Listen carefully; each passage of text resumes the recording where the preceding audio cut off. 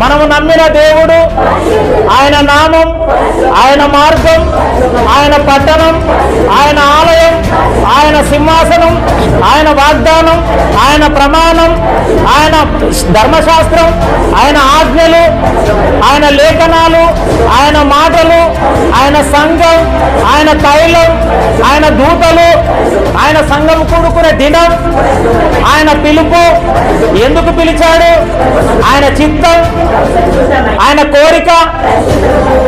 పరిశుద్ధత లేకుండా ప్రభువును ఎవడు యొక్క బయోడాటా మొత్తం చెప్పు.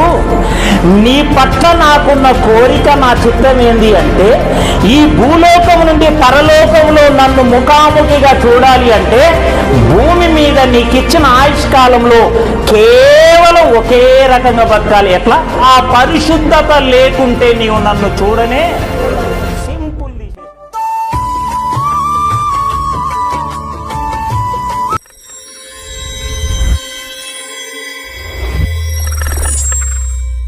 ఒక దినాన్ని మా జీవితంలో ప్రసాదించి మా ఆయుష్కాలాన్ని పెంచి ఈ విధంగా మీ పిల్లలంగా నాయనా మీ కుమారునికి తండ్రి గొప్ప సేవను అప్పగించి తండ్రి మీరు చర్చి బిల్డింగ్ కట్టుకోవడానికి ఎంతోమంది పిల్లల్ని ప్రేరేపించి మీ కుమారునికి ఇలాంటి చక్కటి వసతిని కలుగజేసిన విధానాన్ని బట్టి వేలాది స్తుతి స్తోత్రములు తండ్రి.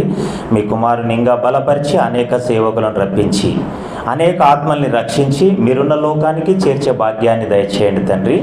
నాయన ఇప్పటి వరకు మీ పిల్లలు ఎంతో శ్రద్ధతో మొదటి భాగంగా రవికుమార్ అనే కుమారుని ద్వారా చక్కటి అంశాన్ని విన్నారు. రెండో భాగంగా నాకు ఇచ్చారు తండ్రి. నాయన నా స్వార్థపూరితమైన ఆలోచనలు కాకుండా మీ దివ్యలేఖనాలు చూయిస్తూ మీ యొక్క ఉన్నతమైన స్థితిని చూయించే భాగ్యాన్ని నాకు దయచేస్తారని కోరుకుంటూ ఈ ప్రార్థన మీ ప్రియ కుమారుడు లోకరక్షకుడు మా ప్రభు అయిన యేసుక్రీస్తు వారి శ్రేష్టమైన ఉన్నత వేడుకుంటున్నాను పరమ తండ్రి. ఆమేన్.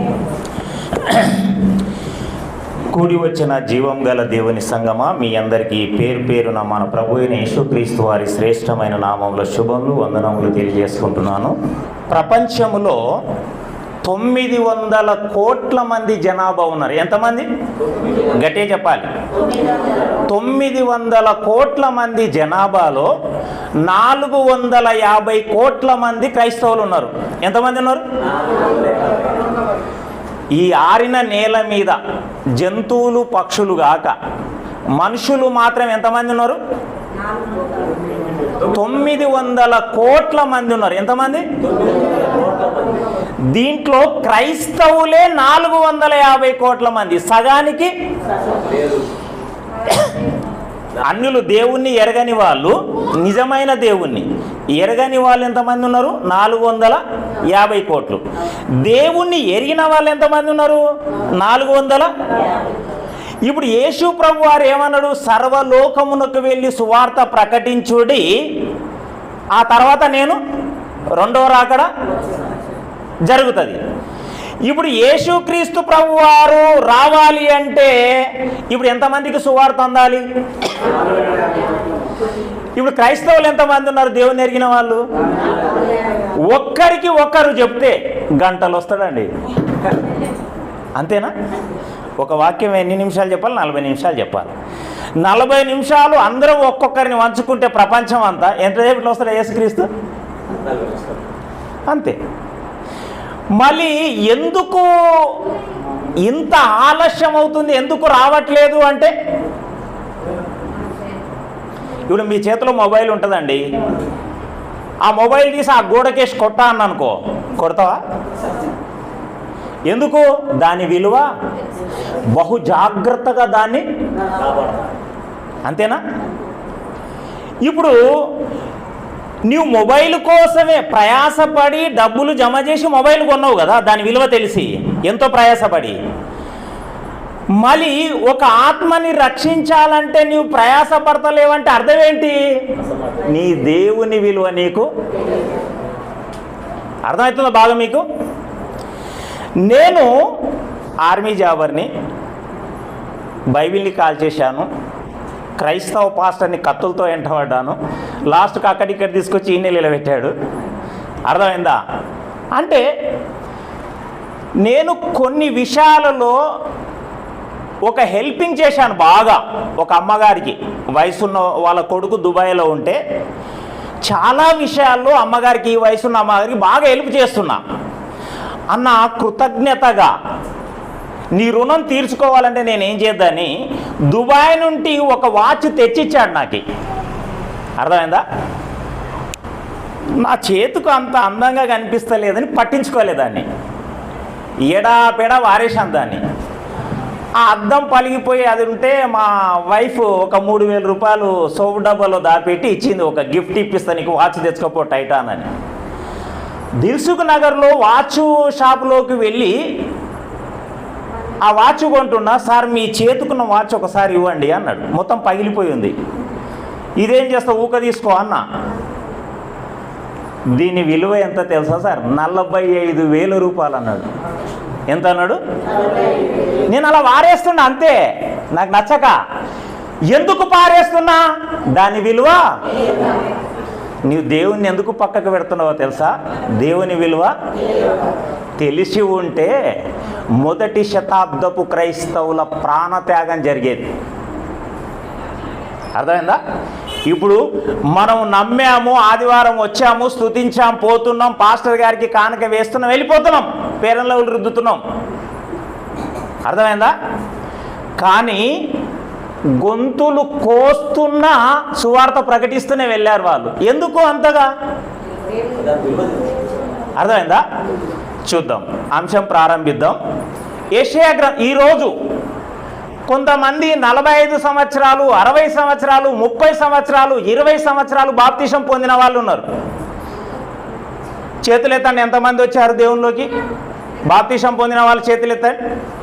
Okay, thank you. ఇప్పుడు దేవుడు ఎవరు అని మీ రోడ్ల మీద వెళ్తున్నారు అనుకోండి, ఎక్కడైనా దేవుడు ఎవరు అని ప్రశ్నించారనుకోండి అన్యుడు, ఒకే మాటలో చెప్పండి చూద్దాం. ఒకటి నెంబర్. ఇంకా చెప్పండి, దేవుళ్ళు ఎంతమంది? ఒక్కడు. దేవుడు ఎవరని ఒక అన్యుడు ప్రశ్నించాడు అనుకోండి, మిమ్మల్నే వ్యవసాయ భూముల్లో, హోటళ్లను, షాపుల్లోనో, రోడ్డు మీదనో ఎక్కడనో ప్రశ్నించాడు, దేవుణ్ణి ఎరగని వాడు. నీవు నమ్ముకున్న దేవుడు ఎవరు అని ప్రశ్నించాడు అనుకో, ఏం చెప్తారు? ఈమె ఏం చెప్పింది? యెషయా. నెక్స్ట్ ఇంకెవరన్నా? ఇంకెవరు? ఇంకా చెప్పండి, దేవుడు ఎవరంటే ఏం చెప్తారు? మన లోపల దేవుడు ఎవరో క్లారిటీ లేదు.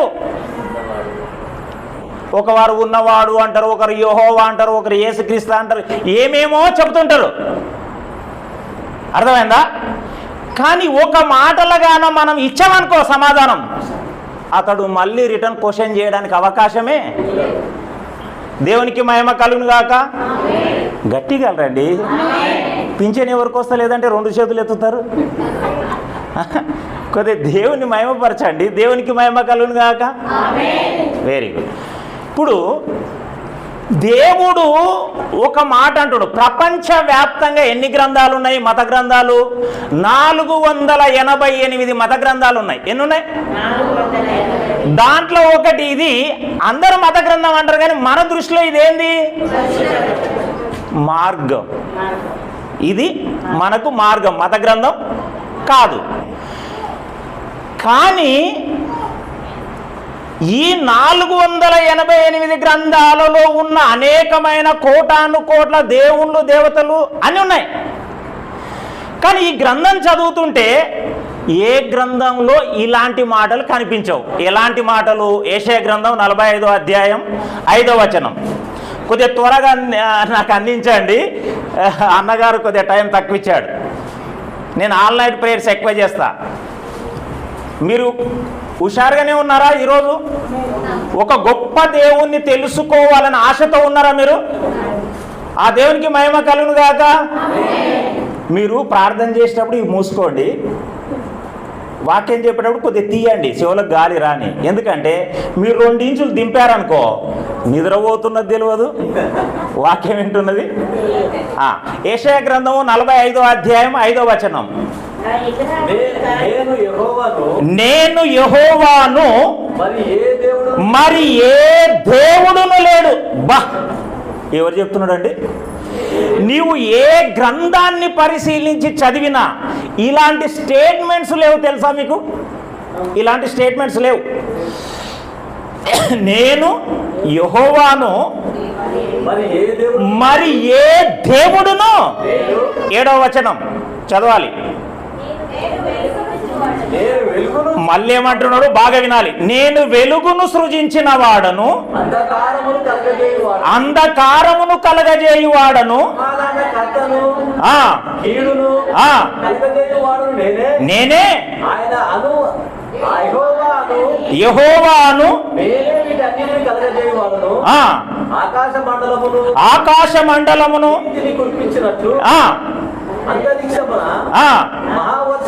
7వ వచనం అయిపోయిందా?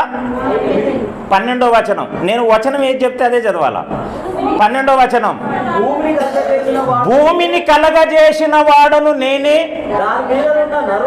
దాని మీదనున్న నరులను కలగజేసిన వాడను నేనే, నా చేతులు ఆకాశములను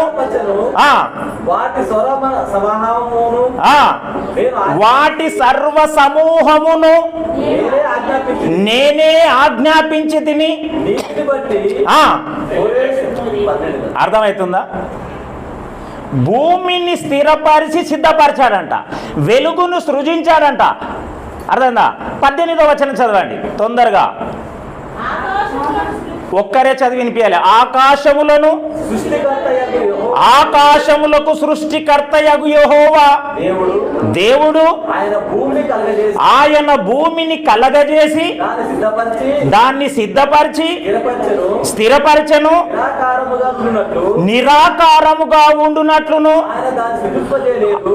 దానిని సృజింపలేదు, మానవులకు నివాస స్థలముగా ఉండుటకు దాన్ని సిద్ధపరిచాడంట. అర్థమవుతుందా? 50వ సంకీర్తన 9, 10, 11, 12 వచనాలు జల్దీ. నీ ఇంట నుండి కోడెనైనను, నీ మందలో నుండి పొట్టేళ్లనైనను నేను తీసుకొనను, అడవి మృగములన్నీయు, 1000 కొండల మీద పశువులన్నీయు నావే కదా అంటున్నాడు. కొండలలోని పక్షులన్నిటినీ నేను ఎరుగుదును, పొలములలోని పశువాదులు నా వశమై ఉన్నవి, లోకములో నీ కంటికి కనిపిస్తున్నాయి మొత్తం నావే అంటున్నాడు. మనం చెవులకు పెట్టుకొని బంగారు నాది అంటాం, దేవుడు ఏమంటాడు? నీది కాదు నాది అంటాడు. నీవేమంటావు? ఎక్కడ భూమి నాది అంటావు, దేవుడు ఏమంటావు? అది నాది అంటాడు. అర్థమవుతుందా? ఒకటి ఆలోచించండి అమ్మా, జాగ్రత్తగా. చాలా విలువైన సంగతి మీ జీవితంలో వినంది వినిపిస్తాను ఈరోజు. ఎంత అదృష్టవంతులు ఈరోజు రావడానికి మీరు. 488 గ్రంథాల్లో కోటాను కోట్ల దేవుళ్ళు ప్రస్తావించని మాట ఈ గ్రంథాన్ని తెరిచి చూస్తే సర్వము నాదే అంటూనే, సృజించింది నేనే అంటూనే, మళ్ళీ ఏ దేవుడు లేడంటాడేంటి? నేను తప్ప. ఎవరండి ఈయన? అసలు ఎవరు ఈయన ఇంత ప్రశ్నిస్తున్నాడు? ఇంత గడుసుగా గంభీరంగా ఎందుకు ఇలాంటి శబ్దంతో? నేను తప్ప. నిర్గమకాండం 23వ వచనం, నేను తప్ప అన్నాడు. నేను తప్ప వేరొక దేవుడు నీకు ఉండకూడదు అన్నాడు. అర్థం? ఇంత స్టాండర్డ్గా చెప్తున్నాడంటే ఇతనిలో ఏదో ఒక క్వాలిఫికేషన్ ఉండి. అర్థమవుతుందా? మనం ప్రశ్నించుకోవాలి. నేను ఒక అన్యుణ్ణి, దేవుడు ఎవరో అని ప్రశ్నించి వచ్చాను దీంట్లోకి. 3 గ్రంథాలు బైబిల్, ఖురాన్, భగవద్గీత చదివి వచ్చాను. కానీ నేను ఎంత రుచి చూసింటే. అర్థమేనా? అందుకే దేవుడు ఏమన్నాడు తెలుసా? నన్ను నీవు నమ్మాలి అంటే రుచి చూచి తెలుసుకోవాలి. రుచి చూసి. ఇప్పుడు చెప్పండి, ఒకే మాటలో మనము నమ్మిన దేవుడు ఎవరు? అలా పేర్లన్నీ చెప్పుకుంటామని అనుకో, వాడు వాళ్ళ పేర్లు కూడా చెప్తాడు మస్తు. దానికి దీనికి తేడా. నీవు పేర్లు చెప్పు, వాడు పేర్లు చెప్తాడు. తేడా ఏమి? ఒకటే సమాధానంలో మళ్ళీ ప్రశ్నించకూడదు నిన్ను ఎవడు ఈ ప్రపంచంలో. క్రైస్తవుడు అంటే ఎవరు? భూమిని తలక్రిందులు చేయవాడు. అర్థమవుతుందా? అర్థమవుతుందా? ఇప్పుడు మన దేవుడు ఎవరు అన్నది మన గ్రంథంలో ఉంది. బాగా వినండి. ఇప్పుడు పరిచయం చేస్తున్నా మీకు. ఎంత గొప్ప దేవుణ్ణి నమ్మావో, ఎంత నిర్లక్ష్యం చేస్తున్నావు అనేది ఈరోజు తెలుసుకుంటావు నువ్వు. 99వ సంకీర్తన 9వ వచనం, మన దేవుడైన యెహోవా పరిశుద్ధ. ఎవరు ఇప్పుడు చెప్పండి? మీ దేవుడు ఎవరు అంటే ఒకటే సమాధానం. ఏం చెప్తా నువ్వు? మా దేవుడు. మళ్ళీ ఎవడన్నా ప్రశ్నిస్తాడా? పరిశుద్ధం తర్వాత ఇంకోటి ఏమన్నా ఉందా? ప్రశ్నించడానికి ఏమన్నా ఉందా? దాంట్లో ఏమన్నా పేరుందా? అక్కడ క్లియర్గా భక్తులు ఏమంటారు? మన దేవుడైన యెహోవా ఎవరు? బా, మన దేవుడైన యెహోవా ఎవరు? 111వ సంకీర్తన 9వ వచనం. 111వ సంకీర్తన 9వ వచనం. ఆయన తన ప్రజలకు విమోచనము కలుగజేయువాడు, తన నిబంధన ఆయన నిత్యముగా ఉండనిచ్చువాడు, ఆయన నామము పరిశుద్ధము. ఆయన నామం ఏందంట? పరిశుద్ధమైనది. ఆయన నామం ఏందంట? అందరూ చేతులు. మనము నమ్మిన దేవుడెవరు? ఇదే లైన్లో ఉండాలి. మనము నమ్మిన దేవుడెవరు? ఆయన నామం పరిశుద్ధమైనది. 77వ సంకీర్తన 13వ వచనం. 77వ సంకీర్తన 13వ వచనం. దేవా, నీ మార్గము పరిశుద్ధమైనది. దేవునికి మహిమ కలుగును గాక. 2 చేతులు ఎత్తాలి. మనము నమ్మిన దేవుడెవరు? ఆయన నామం, ఆయన మార్గం పరిశుద్ధమైనది. ప్రకటన గ్రంథం 21వ అధ్యాయం 10వ వచనం. ఆత్మవశుడైన కొనిపోయి యెరూషలేము అను పరిశుద్ధ పట్టణము పరలోకము నుండి దిగివచ్చుట నేను చూచి తిని. దేవుని పట్టణం ఏంది? గట్టి చెప్పాలి. నేనేం ప్రశ్నించినా పరిశుద్ధమైనది అని చెప్పాలి లాస్ట్ వరకు. అర్థమైందా? నా పాఠమే పరిశుద్ధుని పరిచయం. మనము నమ్మిన దేవుడెవరు? ఆయన నామం, ఆయన మార్గం, ఆయన పట్టణం. 5వ సంకీర్తన 7వ వచనం. 5వ సంకీర్తన 7వ వచనం. నేనైతే నీ కృపాతిశయమును బట్టి నీ మందిరములో ప్రవేశించెదను. నీ ఎడల భయభక్తులు కలిగి నీ పరిశుద్ధ ఆలయము తట్టు తిరిగి నమస్కరించెదను. దేవుని ఆలయం ఏందంట? మనము నమ్మిన దేవుడెవరు? ఆయన నామం, ఆయన మార్గం, ఆయన పట్టణం, ఆయన ఆలయం. 105వ సంకీర్తన 42వ వచనం. ఏలయనగా ఆయన తన పరిశుద్ధమైన వాగ్దానమును తన సేవకుడైన అబ్రహామునకు జ్ఞాపకం. ఒకవేళ ఆయన ఏదైనా వాగ్దానం చేస్తే ఎలాంటి వాగ్దానం చేస్తాడు? పరిశుద్ధమైన వాగ్దానం చేస్తాడంట. ఆయన వాగ్దానం ఏంటంట? పరిశుద్ధమైన వాగ్దానం. అర్థమవుతుందా? 89వ సంకీర్తన 7వ వచనం. పరిశుద్ధ దూతల సభలో ఆయన మిక్కిలి భీకరుడు. ఏ సభలో? ఆయన ఎవరి సభలో ఉంటాడు? పరిశుద్ధ దూతల సభలో ఉంటాడు. అక్కడే 20వ వచనం. నా సేవకుడైన దావీదుతో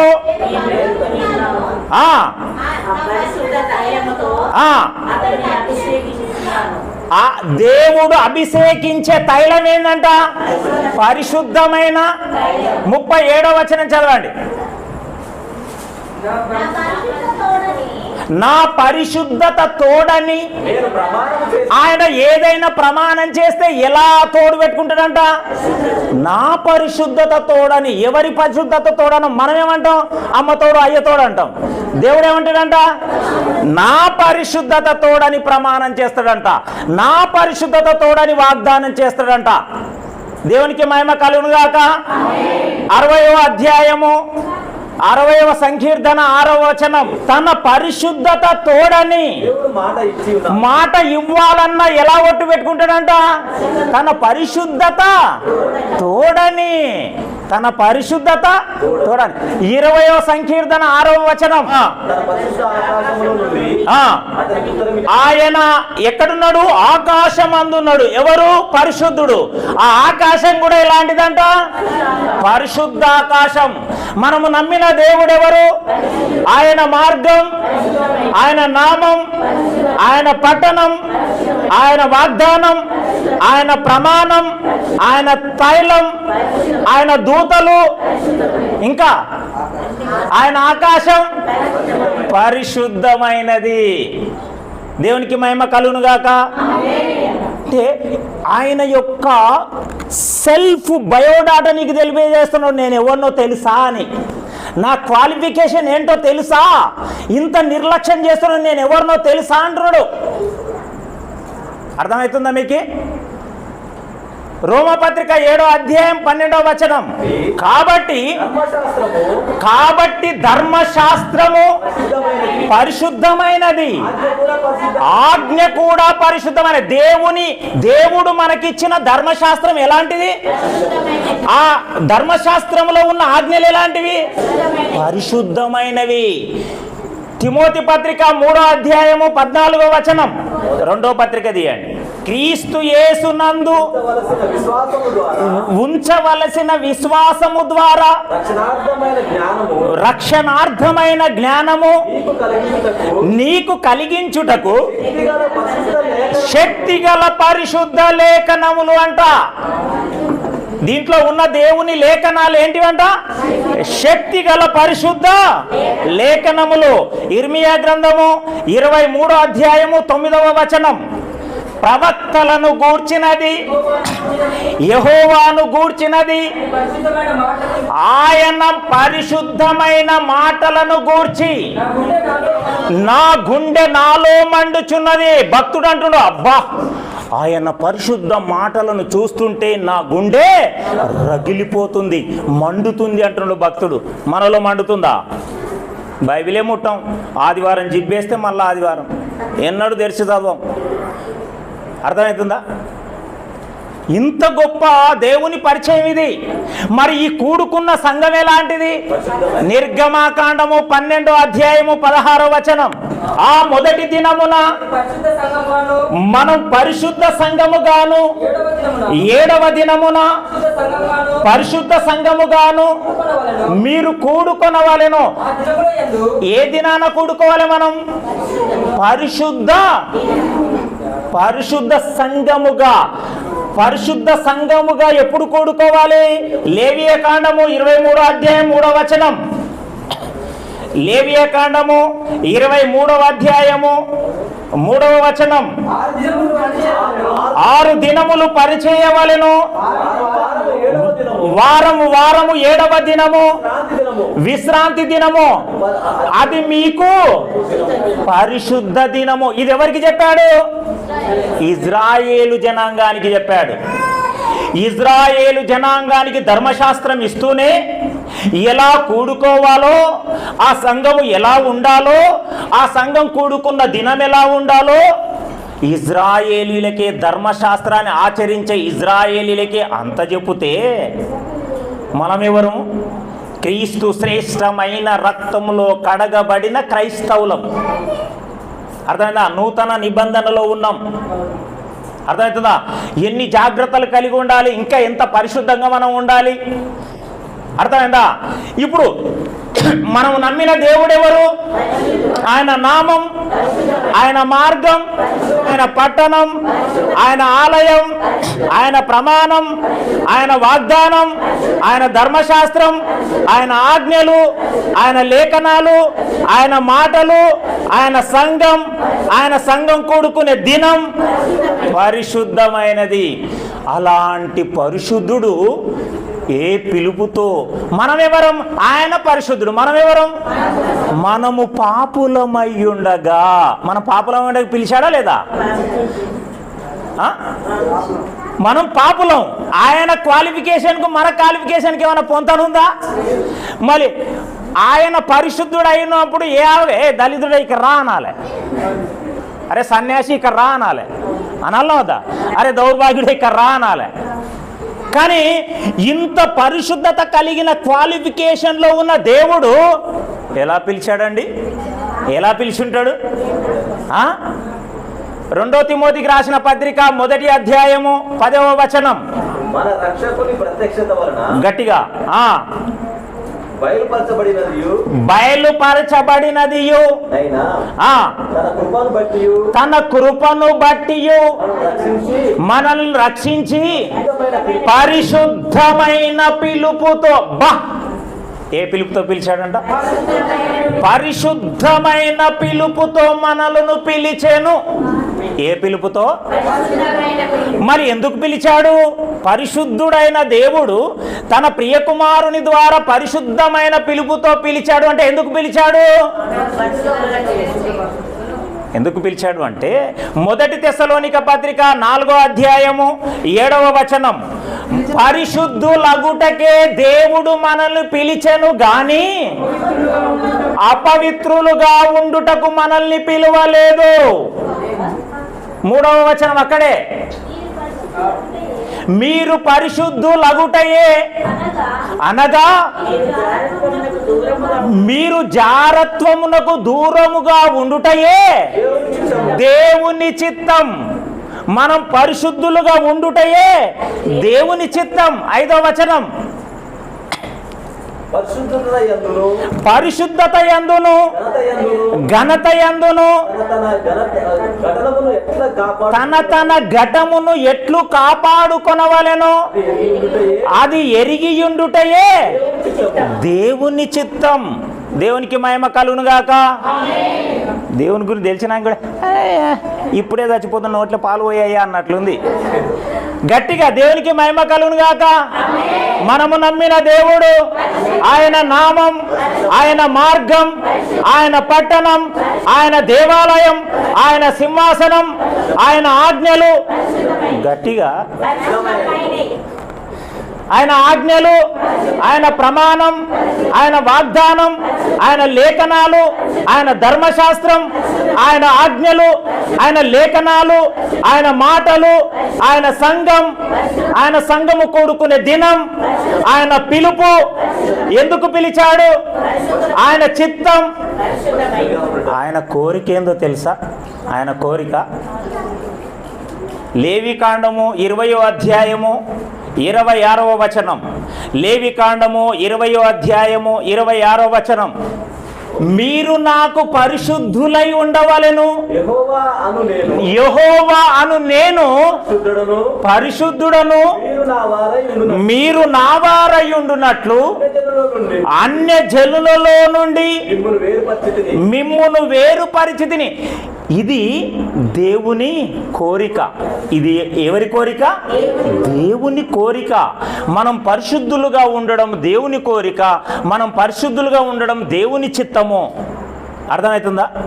కానీ ఆయన అనాది సంకల్పం ఏందో తెలుసా?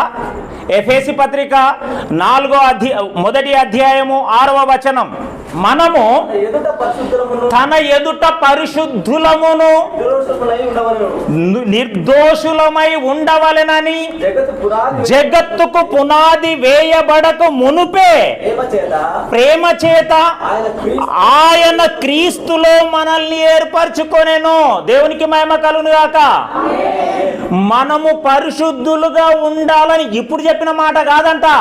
ఈ జగత్తుకు పునాది వేయబడక ముందే నా పిల్లలు నా ఎదుట ఎలా ఉండాలి? ఉండాలి. నూతన చట్టములో కూడా పేతురు గారి ద్వారా ఏం రాయించాడు? మొదటి పేతురు పత్రిక 2వ అధ్యాయం 9వ వచనం, అయితే మీరు చీకటిలో నుండి ఆశ్చర్యకరమైన తన వెలుగులోనికి పిలిచిన దేవుడు తన గుణాతిశయములను ప్రచురము చేయు నిమిత్తము ఏర్పరచబడిన వంశములను రాజులైన యాజక పరిశుద్ధ జనమును దేవుని సొత్తైన ప్రజలునై క్రొత్త నిబంధనలో పిలుపులో పిలిచి, నాయన మీరు పరిశుద్ధులుగా జీవించాలి, నేను పరిశుద్ధుడను అంటున్నాడు. పాత నిబంధనలో కూడా ఏమంటున్నాడు? మీరు పరిశుద్ధులుగా జీవించాలంటున్నాడు. ఈ గ్రంథం విలువ ప్రారంభంలో ఏం చెప్పాడో తెలుసా అండి? ప్రపంచంలో 488 గ్రంథాలు ఉంటూ ఇంత గడ్స్గా దేవుడు మనతో మాట్లాడుతూ అంటాడు. ప్రారంభం ఇజ్రాయేళ్లతోనే మాట్లాడాడు ఈ మాట. ద్వితీయోపదేశ కాండము 4వ అధ్యాయము 4వ వచనం నుండి 8వ వచనం వరకు, మీ దేవుడైన యెహోవా ఐగుప్తు నుండి విడిపించిన తరువాత 430 సంవత్సరాల ఐగుప్తు నిరంకుశ పరిపాలనలో ఇరుకుల పడ్డ దేవుని ప్రజలైన పిల్లల్ని విడిపించి నా తరువాత మీకు పాలు తేనెలు ప్రవహించే దేశాన్ని క్షేమంగా చేరుస్తాను, కానీ నా మాటలు వినండి. నా మాటలు ఎలాంటివి? ఈరోజు మీరు నాకు పిల్లలైనందుకు మీరు ధన్యులు అన్నాడు. చదవనా? మీ దేవుడైన యెహోవాని అత్తుకొన్న మీరందరూ నేటి వరకు ఇజ్రాయేళ్లకే చెప్పాడండి ఆ రోజు. నా దేవుడైన యెహోవా నాకు ఆజ్ఞాపించినట్లు మీరు స్వాధీనపరుచుకొనబోవు దేశమున మీరు ఆచరింపవలసిన కట్టడలను విధులను మీకు నేర్పితిని.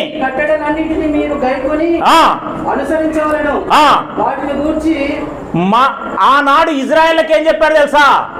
ఈ గ్రంథములో మీకు కట్టడలు ఇచ్చాను, నియమ నిబంధనలు ఇచ్చాను, వీటి అనుసరించి గైకొని మీరు ఎవరితోనన్నా ప్రస్తావిస్తుంటారు అనుకో, బా జ్ఞాన వివేకములు గల జనం అంటారంట అన్యులు. మన మాటలు వింటే, ఇప్పుడు మన మాటలు మన బోధలు చూస్తే బ్రహ్మానందం జోకర్లో వేస్తురని మన మాటలు వేసుకొని, అంటే మన బోధనా విధానం మన మాట తీరి ఎలా ఉంటే వాళ్ళు ఎక్కిరిస్తారంటే సినిమా జోకర్లు. ఈ గ్రంథం ఎలాంటిది, దీంట్లో మాటలు ఎలా ఉన్నాయి, నీవు నమ్మిన దేవుడు ఎలాంటోడో, నీవు దేవుణ్ణి ఎక్కిరింపుల పాలు చేస్తావేంటి బయటికి పోయి అన్ని తులువ పనులు చేస్తూ? అర్థమవుతుందా? మన మాటలను చూసి వాడు బ్రహ్మానందం జోకులు వేస్తాడు, మన మాటలను చూసి అలీగాని జోకులు వేస్తాడు, మన మాటలను చూసి జబర్దస్త్లో ఉన్న వాళ్ళ జోకులు వేస్తున్నారు. మనం ఎవరం అనుకుంటున్నాం? ఏ దేవుణ్ణి నమ్మామనుకుంటున్నాం? ఏ గ్రంథం చేతిలో పట్టుకుంటాం అనుకుంటున్నాం? ఎక్కిరింపుల అంటే దీని విలువ కానీ దీంట్లో ఉన్న దేవుని విలువ మనకు తెలవనే. చదవన్నా. ఈ కట్టడలన్నిటిని మీరు గైకొని అనుసరించవలెను. ఈ కట్టడలన్నిటిని మీరు గైకొని అనుసరించవలెను. వాటిని గూర్చి విను జనముల దృష్టికి అదే మీకు జ్ఞానము వీళ్ళు జ్ఞాన వివేకములు గల జనములు అంటారంట. మనం మాట్లాడుతుంటే వారు చూచి నిశ్చయముగా ఈ గొప్ప జనము జ్ఞాన వివేచనలు గల జనము చెప్పుకొందురు. ఏలయనగా మనము ఆయనకు మొరపెట్టినప్పుడెల్లా కోటాను కోట్ల దేవుళ్ళు అనుకున్న వారిలో ఎవ్వడు కూడా మన దేవుడు మనం మొరపెడితే మనకు సమీపంగా ఉన్నంత ఎవ్వరూ లేరు అంటున్నాడు దేవుడు. యెహోవా మనకు సమీపముగా ఉన్నట్లు మరి ఏ గొప్ప జనమునకు ఏ దేవుడు సమీపమున లేడు. మరియు నేడు నేను మీకు అప్పగించుచున్న ధర్మశాస్త్రమంతటిని ఉన్న కట్టడలను నీతి విధులు గల ఈ దాంట్లో ఉన్న మీకిచ్చిన ఇలాంటి మాటలు, ఆజ్ఞలు, నీతి విధులు, కట్టలు, ఇలాంటి ఆజ్ఞలు, ఇలాంటి గ్రంథం కలిగిన జనమే ప్రపంచంలో ఎవరు లేరంట మన లాంటి వాళ్ళు తప్ప. ఎంత అదృష్టవంతులం అండి. ఇలాంటి గ్రంథం మన చేతికి వచ్చిందంటే, ఈ దేవుణ్ణి మనం నమ్మామంటే ఎంత. కానీ అందరికంటే నిర్లక్ష్యం మనమే చేస్తాం. అన్నిల పండుగలు చూడండి, తెల్లవారుజామున 3 గంటలకు లేచి వాళ్ళు స్నానం చేసి అలికి ముగ్గులేస్తుంటే, ఆదివారం అయితే రండమ్మ ఏడ 10 అయినా లేవం, మనం 10 అయినా లేవము. అప్పుడు ఉడుకు నీళ్లు పోసుకొని, అరే చిన్నోడా నా బైబిల్ యాడుంది రాడు, ఏడబెట్టుకున్నది కూడా బైబిల్ యాడుందో కూడా మనకు దేశకు. మళ్ళీ 10,000 కట్ట బీరువలో పెడతావు కదా, చిన్నోడా నా 10,000 కట్ట యాడుంది అని అడగవు. ఒక్కనాడు కూడా బీరువలో 10,000 రూపాయల కట్ట 10 రోజులు ఉంచిన దాఖలాలు లేవు మన బతుకులకు. ఉన్నాయా? రాత్రి నీ భర్త తెచ్చి పెట్టిండనుకో, ఉదయం కాఫీ ఇస్తావు, డాలరింగ్ కాఫీ కావాలా అంటావు, అప్పుడే డాలరింగ్ అర్థమైపోతుంది. ఎందుకు? రాత్రి సీర దాంట్లో చూసింటావు, పట్టుకుంటే పట్టు చీర. ఎందుకు? 10,000 ఉన్నాయి కాబట్టి కాఫీ ఇవ్వాలే మామ పట్టు చీర. రాత్రే పెట్టిండు పొద్దున్నే. పనికి మాలిన నోట్లు. మన ఊపిరి పోతే ప్రపంచంలో ఉన్న వజ్ర వైడూర్యాలు తెచ్చేసిన ఊపిరిని కాపాడే మనిషి. అర్థమైందా? ఊపిరి తీయాలన్నా ఊపిరి పోయాలన్నా ఎవరు? అర్థమవుతుందా? అంటే ఇలాంటి దేవుని గ్రంథం అండి ఇది. కలిగి ఉన్నదేది ఆయన లేకుండా. అర్థమైందా? ఆయన లేకుండా అంటే యేసుక్రీస్తుని ఏమంటాం? వాక్యం. కలిగి ఉన్నదేది ఆయన లేకుండా. ఆయనే యేసుక్రీస్తు ద్వారా జరిగిన సృష్టి. ఇప్పుడు యేసుక్రీస్తు వాక్యంగా ఎవరి చేతిలో ఉన్నాడు? ఇప్పుడు ఈ ఇంటి నిండాక పైసలు పెట్టి ఇక్కడ పైసలు తయారు చేసే మిషన్ పెట్టిండ్రు అనుకో, నువ్వు దేన్ని కోరుకుంటావమ్మా? పైసలా మిషనా? మిషన్. పైసలు అంటే కొన్నే, ఇది ఉంటే లోళ్ళు ప్రింట్ చేయొచ్చు. ఇప్పుడు కలిగి ఉన్నది ఏది ఆయన లేకుండా కలగలేదు. ఇప్పుడు మిషనే చేతిలో ఉంది. ఎంత విలువైనది నీ చేతిలో ఉందో తెలుసా? ఈ యావత్తు సృజించిన అదే మన ప్రపంచములు దేవుని వాక్యం వలన సృజించబడినవి. హెబ్రీ పత్రిక 11:3 అర్థమైందా? ఈ వాక్యమే నీ చేతిలో ఉంది. 10,000 కట్ట దాపెడతావో తర్వాత విషయం. 18 గేజ్ పెట్టి చేపిస్తావు బీరువని, 40,000 పెట్టి. కానీ ఎన్నడూ పెట్టవు పైసలు. అర్థమైందా? బైబిల్ పెట్టుకోవడానికి స్థలం లేదండి ఇంట్లో. ఏడ పడుతుందో తెలియదు. ఒకరి ఇంటికి పోతే పిల్లగాడు దాన్ని తంతు ఆడుకుంటున్నాడు, ఫుట్బాల్ ఆడినట్టు. ఏమనుకుంటున్నారు క్రైస్తవులు? విలువ తెలియదు కాబట్టి నీ బతుకు అలా పడ్డది. విలువ తెలిస్తే నీ బ్రతికి ఇలా ఉండదు. నిన్ను తలగానే ఉంచడం, మరి తోకగా ఎందుకు దండలాడుతున్నావు ఈ భూమి మీద? నీ బతుకంతా ఎవడన్నా చూస్తే తోకలాగానే బతుకుతుండవు. దేవుడిచ్చిన వాగ్దానం ఏంది? తలగా. అర్థమైందా? నన్ను హెచ్చిస్తే నేను నిన్ను. అర్థమవుతుందా? ఇప్పటిదాకా టైం అయిపోయింది 40 నిమిషాలు. 5 నిమిషాలు ఇస్తారా? బంద్ చేతున్నా. ఏమనుకోవద్దు, ఓపిక పట్టండి. అన్న కూడా 10 నిమిషాలు ఎక్కువ తీసుకున్నాడు కదా. ఫస్ట్ అంటాడని అన్నాడు. ఇప్పుడు మనం ఏం నేర్చుకున్నామండి? నా అంశం ఏంది? పరిశుద్ధుని ప్రస్తావన. అర్థమైందా? ఎప్పుడన్నా నీవు నమ్మిన దేవుడు ఇలా అంటోడని తెలుసుకున్నారు ఎప్పుడన్నా మీ జీవితంలో? పరిశుద్ధుని పరిచయం చేయడం. మన దేవుడు ఎవరు? మనము నమ్మిన దేవుడు ఎవరు? గట్టిగా చెప్పండి ఒకసారి, నాకు జోసు రావాలి. మనము నమ్మిన దేవుడు, ఆయన నామం, ఆయన మార్గం, ఆయన పట్టణం, ఆయన ఆలయం, ఆయన సింహాసనం, ఆయన వాగ్దానం, ఆయన ప్రమాణం, ఆయన ధర్మశాస్త్రం, ఆయన ఆజ్ఞలు, ఆయన లేఖనాలు, ఆయన మాటలు, ఆయన సంఘం, ఆయన తైలం, ఆయన దూతలు,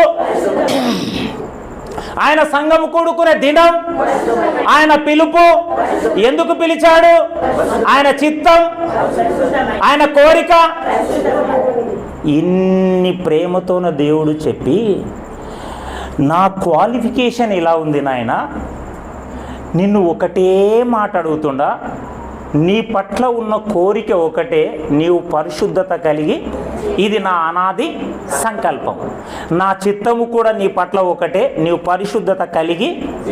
కానీ లాస్ట్ వార్నింగ్ ఇచ్చిండేమో తెలుసా, ఇన్ని తెలుపుకుంటూ.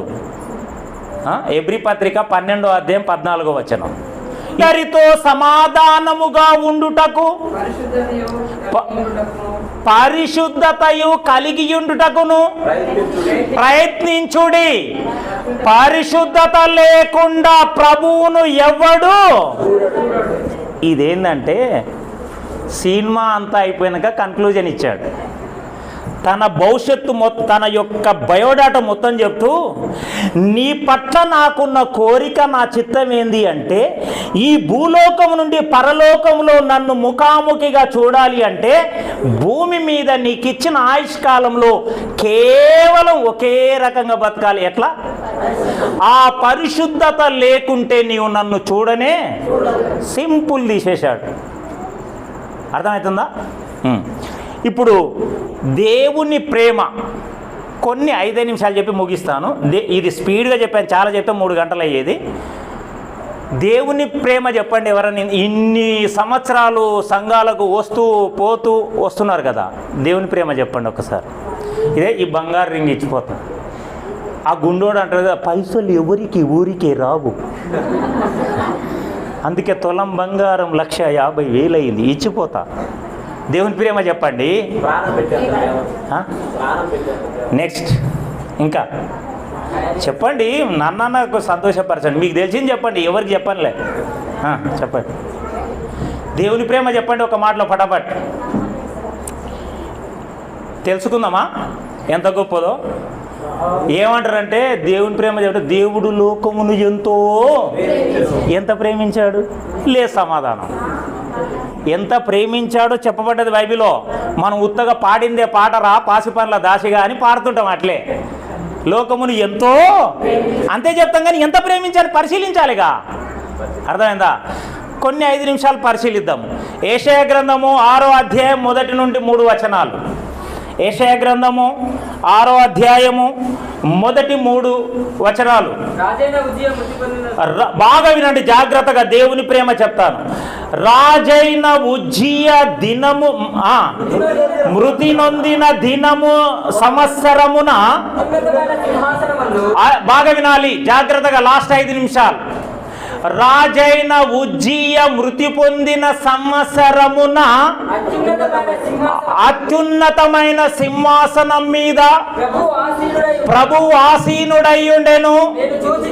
నేను చూచి తిని ఆయన చొక్కాయి అంచులు దేవాలయమును నిండుకొని ఉండెను. ఆయనకు పైన సెరాపులు అంటే మహాదూతలు. ఫుట్ నోట్లో ఉంటుంది అక్కడ కింద. సెరాపులు అంటే ఎవరు? దూతలు కాదు, ప్రత్యేకపరచబడిన బాడీ గార్డ్స్. స్పెషల్ దూతల్లో స్పెషల్ మహాదూతలు తనకు పైగా ఉన్నారంట. ఎక్కడున్నారంట? దేవుడు ఎక్కడున్నాడు? అత్యున్నతమైన సింహాసనం మీద ఆసీనుడై ఉన్నాడు. తన చొక్కాయి అంచులు మందిరాన్ని నిండుకొని ఉన్నాయి. ఆయనకు పైగా సెరాపులు మహాదూతలు ఉన్నాయి. ఒక్కొక్కరికి ఎన్ని రెక్కలు ఉన్నాయి? 6 రెక్కలుండెను. ప్రతి వాడు 2 రెక్కలతో ముఖమును, 2 తన కప్పుకొనుచు, 2 ఎగురుచు ఉండెను. వారు సైన్యములకు అధిపతియగు యెహోవా పరిశుద్ధుడు, పరిశుద్ధుడు, పరిశుద్ధుడు, సర్వలోకము దేవునికి మహిమ కలుగును గాక. వినండి తస్లీగా. రాజైన ఉజ్జియా పరిపాలనలో ఆయన చనిపోయాడు. అప్పుడు ప్రవక్త ఎవరున్నారు? యేషయా ఉన్నాడు. యేషయా ఒక దర్శనాన్ని చూస్తున్నాడు. ఆకాశమందు అత్యున్నతమైన సింహాసనం మీద దేవుడు ఉన్నాడు కూర్చొని. అర్థమైందా? ఆయన మందిరం తన చొక్కాయి అంచులతో నిండిపోయింది. తనకు పైగా ఎవరున్నారు? మహాదూతలు. ఎవరు? ఒక్కొక్క దూతకి ఎన్ని రెక్కలు ఉన్నాయి? 2 రెక్కలతో ఏం మూసుకున్నాయి? మొత్తం ముఖాన్ని మూసాయి. 2 రెక్కలతో ఏం మూసాయి? అంటే టోటల్ బాడీ కంప్లీట్ క్లోజ్ అయిపోయింది 4 రెక్కలతో. అర్థమైందా? 2 రెక్కలతో ఎగురుతున్నాయి. ఏమంటున్నాయి? ఏమంటున్నాయి? ఏమంటున్నాయి? సౌండ్ లేదు. ఏమంటున్నాయి?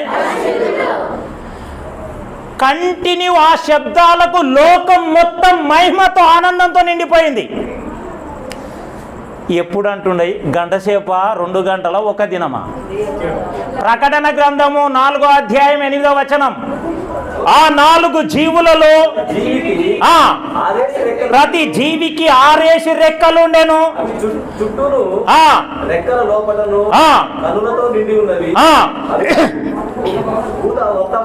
భూత వర్తమాన భవిష్యత్ కాలములలో ఉండు సర్వాధికారియగు దేవుడునగు ప్రభువు పరిశుద్ధుడు పరిశుద్ధుడు పరిశుద్ధుడు అని మానక రాత్రింబగలు చెప్పుచుండెను నిరంతరం.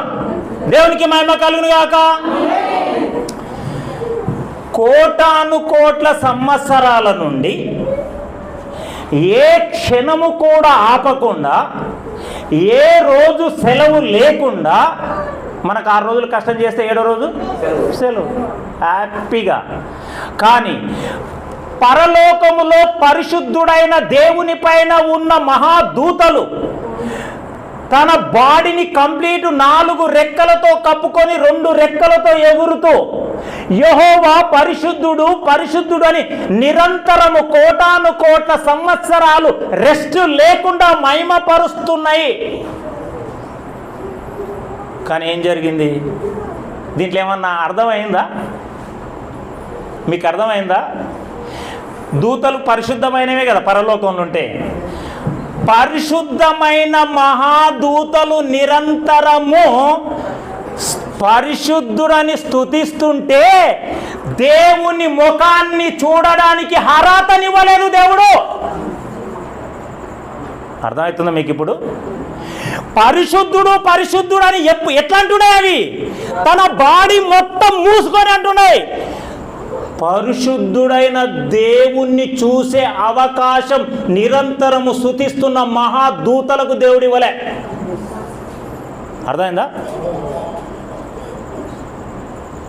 అద్దం ముందర పేరంలో గంట సేపు రుద్దుకొని ఎండకైతే 10 నిమిషాలు కర్రెగా అయిపోతాం. అర్థమైందా? నా బంగారు నా డార్లింగ్ అనుకున్న వాళ్ళని చచ్చిపోతే తీసుకుపోయి బయట వారేస్తావేంటి సెకండ్లో? ఎందుకు ఇంట్లో ఉంటే మురిగిపోతాడనే బయట వారేసిన 3 గంటల్లో జల్దీ లేపండి లేపండి అంటావేంటి? అంత ప్రాణంగా ఉండరుగా, ఇంట్లో కాడ పెట్టుకోవచ్చు కదా. మళ్ళీ ఎత్తుకొని పోతాం అనుకో, నా బంగారు నువ్వు వద్దయా వద్దా దింపినాం అనుకో, పెట్టుకుంటాం. మరి డ్రామా అనేది ఉత్తగా ఏడుస్తాం ఆ ప్రేమతో. అర్థమైందా? మనిషి మరణిస్తే 3 గంటల్లో మురిగిపోయే దేహం మహాదూతలకు లేని అవకాశం ఇస్తున్నాడు అండి దేవుడు. మహాదూతలు నిరంతరము స్తుతిస్తున్నా ఏ అవకాశం లేదు వాటికి. 2 రెక్కలతో ముఖమును 2 రెక్కలతో టోటల్ బాడీ మొత్తం కప్పేసుకొని లోపల నుండి దేవుడు పరిశుద్ధుడు నిరంతరం స్తుతిస్తున్నాయి. మరి మట్టి మనిషిని ఏందండి ఇంత ప్రేమించాడు దేవుడు? ప్రభువా, నిరంతరం స్తుతిస్తున్న మహాదూతలకే అవకాశం లేదే, మళ్ళీ నిన్ను చూడాలంటే అవకాశం ఏంది అంటే తన ప్రియకుమారుడు చెప్తున్న మాట ఏంటో తెలుసా? మహాదూతలకు లేని అవకాశం నేను ఇస్తాయా మిమ్మల్ని తీసుకుపోయి అంటున్నాడు ఎవరు? ప్రభు అయిన యేసుక్రీస్తు. ప్రకటన గ్రంథము 3వ అధ్యాయము 20వ వచనం, ఇదిగో నేను తలుపు నొద్ద నిలిచియుండి తట్టుచున్నాను. హృదయం అనే తలుపు, మీ ఇంటి తలుపు కాదు, హృదయం అనే తలుపు యొద్ద ఉండి తట్టుచున్నాను. ఎవడైనను నా స్వరము విని, ఇలా మైకు ద్వారా ఒక సేవకుని ద్వారా వాక్యం విని ఆ హృదయం అనే తలుపు తీసి ఆయనను స్వీకరిస్తే, నమ్మి బాప్తిస్మము పొందితే, ఆయన రక్షణలోకి వస్తే, ఆయన రాజ్యంలో మెంబర్షిప్ తీసుకుంటే అంటున్నాడు, నేను అతని యొద్దకు వచ్చి అతనితో నేనును నాతో కూడా అతడు ఒకే ప్లేట్లో. భార్యాభర్తలుగా ఇక్కడ ఉన్నా ఇప్పుడు బ్రేక్ అయితే ఎవరి ప్లేట్లో వాళ్ళు తీసుకుంటారు. ఒకే ప్లేట్లో తింటామా? నీ ఎంగిలి నాకొద్దు, నా ఎంగిలి. కానీ మన ప్రభు అయిన యేసుక్రీస్తు అంటాడు, మహాదూతలకు లేని అవకాశం నీకు ఇవ్వాలి అంటే నన్ను నీవు స్వీకరించాలి. ఎలా స్వీకరించాలి? హృదయం అనే తలుపులు తెరిచి నన్ను స్వీకరిస్తే నేను డైరెక్ట్ నీ యొద్దకు వస్తా. అర్థమైందా? నెక్స్ట్ చదవమ్మా, కంటిన్యూ.